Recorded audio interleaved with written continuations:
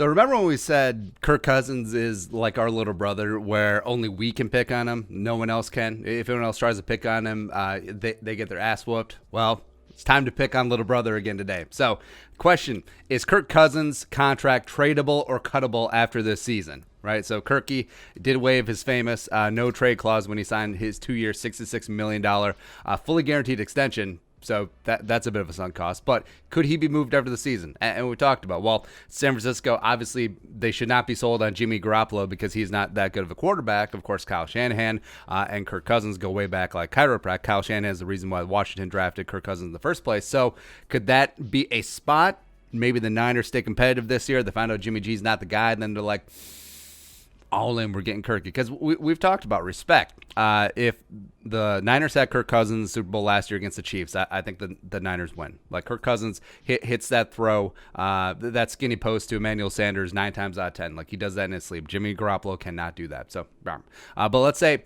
the poop hits the fan this year. I mean, just spitballing. Obviously, we're not rooting for it, blah, blah, blah. But like we said, 2-year extension. When he signed it, it basically is a 1-year extension. It's either a 1 or a 3-year extension, we should say, rather. Yeah. But only 2021 is fully guaranteed. Base salary of $21 million. 2022 is only injury guaranteed, but becomes fully guaranteed on the third day of the new league year in 2021. So Vikings have to make a decision by day 3 of the new league year next spring if he's going to be part of the team in 2022, because that comes with a whopping $45 million cap hit in 2022. So they'll have to, it's either a 0 or a 2-year extension. One of the two. You understand, right? Cap-wise, Vikings can either take $41 million dead if they cut or trade him in 2021 and just be done with it. You know, take it all in one big lump 1 year and then move on. Although that may be tough with the potentially reduced salary cap next season. Or they could designate Kirk Cousins as a post-June 1st cut. Now, that term gets bandied about a lot. Basically what it means comes down to the signing bonus or roster bonuses or whatever, bonuses that prorate over the next few years. Because if you cut or trade a player, all that money becomes due right away. But if they make them a post June 1st cut, because you can do this with trades too, then it still remains prorated. So if they did that to Kirk Cousins, it'd be $31 million dead in 2021. It'd be $10 million dead in 2022. So they could do that copacetically, right? Now, you can do, the question is, would there be a market for Kirk Cousins and his contract, right? So it would be tough. Like, say Kirk is one of the reasons why poop hits the fan in 2021.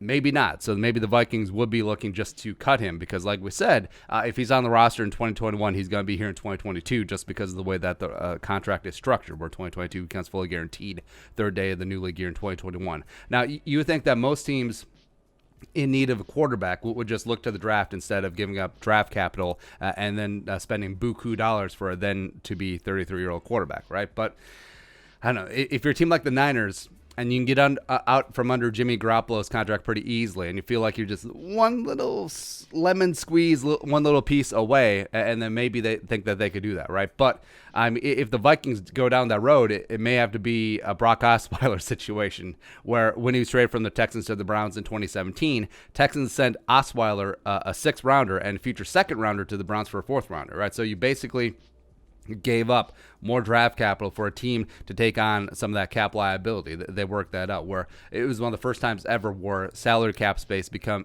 a tradable commodity. Now, would the Vikings do that for some potential 2021 cap relief? It's TBD. Or would they just bite the bullet, just cut Kirk Cousins and make him a post-June 1st designation, take $31 million in 2021 and $10 million more in 2022?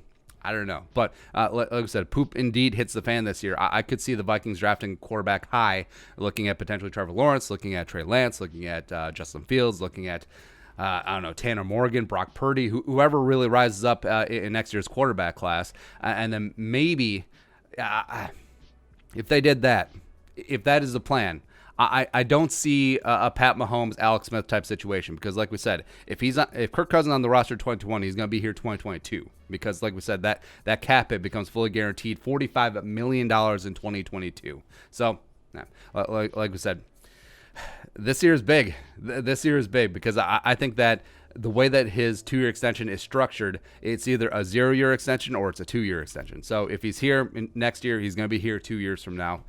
So we'll see. But like I said, little brother, only we can pick on him. But, you know. All right, so your thoughts. Kirk Cousins, is that contract tradable or cuttable? Let us know in the comment section below. Subscribe for daily Vikings takes. You want to support the work? Post on the Venmo. Please give us a follow on social media as well. But until next time, Skull, production value.